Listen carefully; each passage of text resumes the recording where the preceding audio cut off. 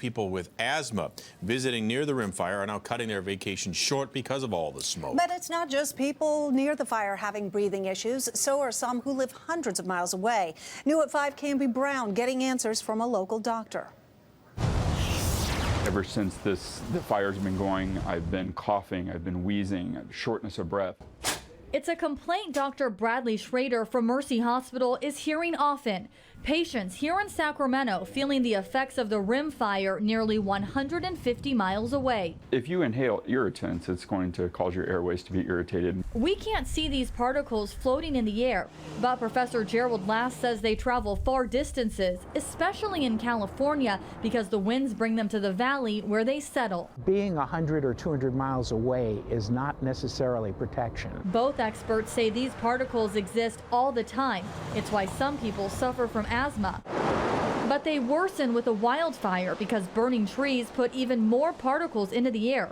Over time, people might think their symptoms are going away, but Professor Last warns they're not. The initial kinds of symptoms may change, and the particles getting down there may still be doing damage. Dr. Schrader recommends everyone should try to avoid being outdoors for long periods of time. And just because the sky looks clear, it doesn't mean you aren't breathing in those irritants.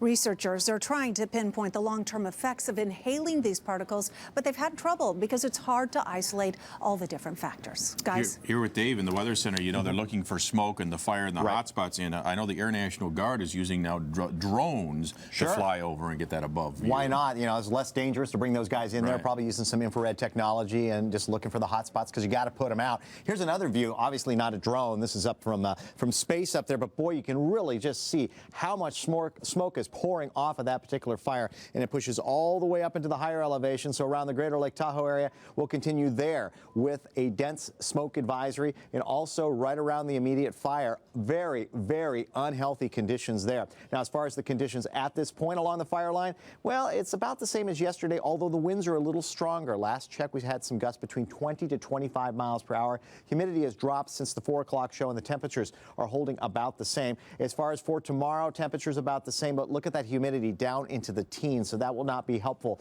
for firefighters. But the wind is projected to not be as strong, but I wouldn't be surprised if gusts come back into the forecast, and this is staying in the forecast. Air quality alert around that entire rim fire as a result of all of that smoke, and it looks like we're going to continue, obviously, until we get something to scour this stuff out of the high country. We'll be dealing with smoke as we head toward the big holiday.